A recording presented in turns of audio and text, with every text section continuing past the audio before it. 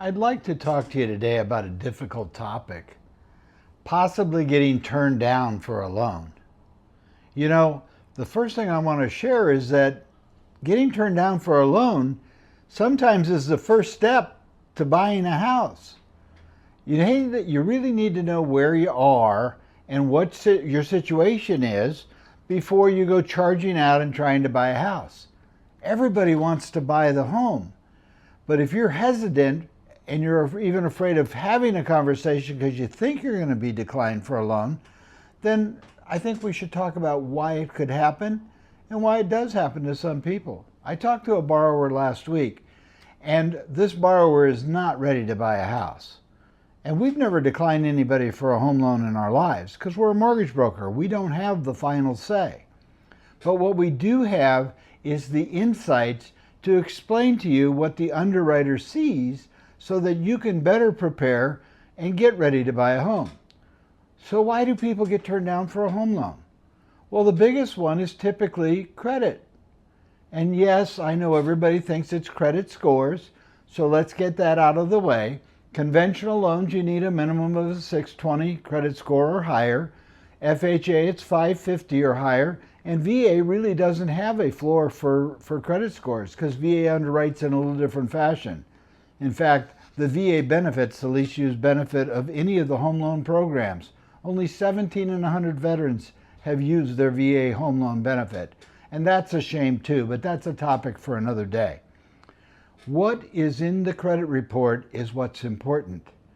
Do you know that there are times when people come to us and they want to get a home loan, and the first thing we do is pull a soft pull credit report so that they don't get a hard pull. It does not affect their credit scores, but it gives us a conversation point to have a conversation with them.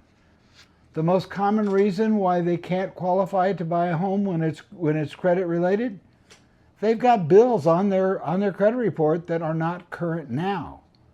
If you're not paying your bills on time and you have credit that is going unpaid, or in the last 2 years you have allowed a revolving piece of credit to expire and go back to the lender because you've just stopped making those payments, you're going to be showing delinquencies on that debt obligation.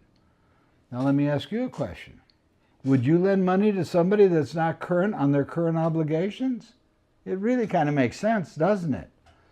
But if somebody's telling you, no, you can't buy a house, they're not telling you you can't ever buy a house. They're just saying no right now.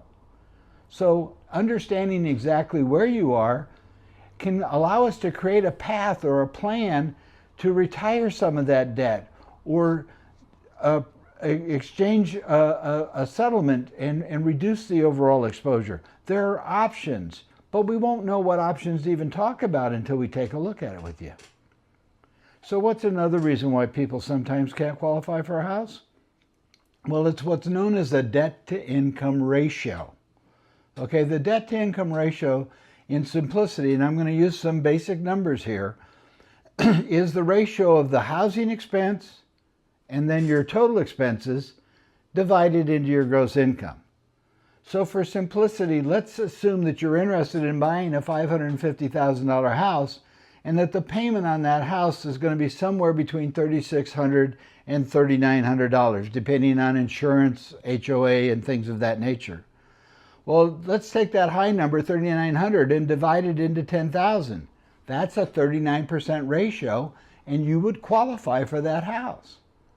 But let's assume that you have a champagne taste that goes with that $10,000 budget you currently have today. And you're looking at $800,000 houses in Placer or El Dorado counties.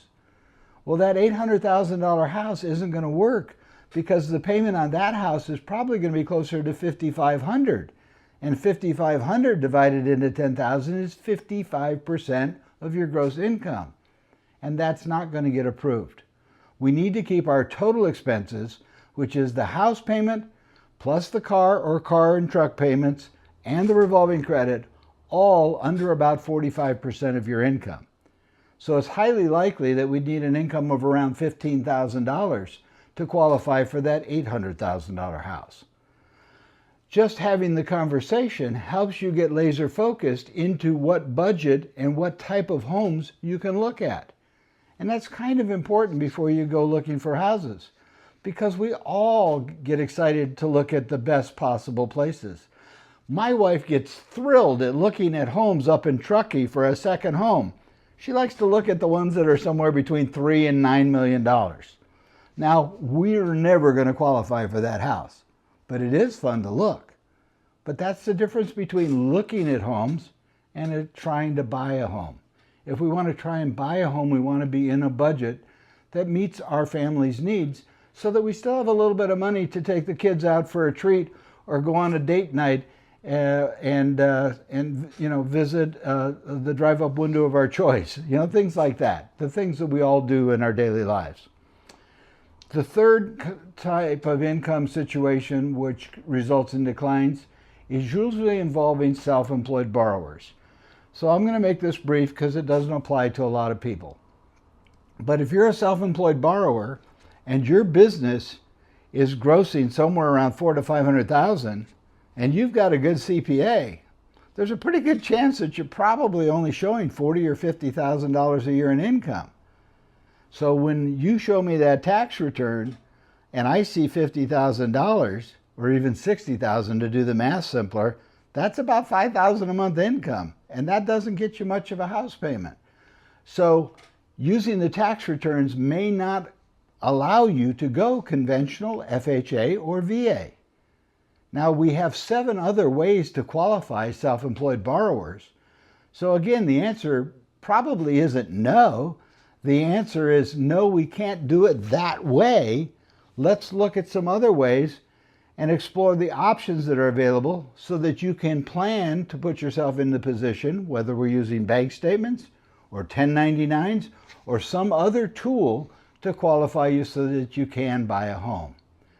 So those are the 3 most common reasons that I see where a home loan just isn't approvable at the time that people would like to buy a house. But here's the important thing. I will always give you a path, and my team, if you've ever met either one of them, Michelle Kincaid and Sean Witten, any one of the 3 of us, if you schedule a Calendly link, can explore the opportunities with you and position you on a path to where you can buy a home. Now, if you'd actually like to know how much house you can buy and you want to know today exactly what you can go out and buy a house for, that requires us sitting down, having the conversation, and then following up with the documentation so that we can validate the information. Because if you're self-employed, you might tell me that you're making $500,000 a year. And then I'm going to have to take a look at that tax return and it might not show. So these are the common factors that can affect somebody to where they can't buy a house. But if you've been told you can't buy a house and you're dejected and think that you can never do it, you got the wrong message because you were talking to the wrong mortgage advisor. We're not saying, no, you can't ever buy a house. We're really saying you can't do it right now. So let's explore how we can best put you in a position to where you can be successful and buy a home. Nobody wants to hear the word no. None of us have ever enjoyed that word. That's why it's important to keep in mind, no might just mean just not now.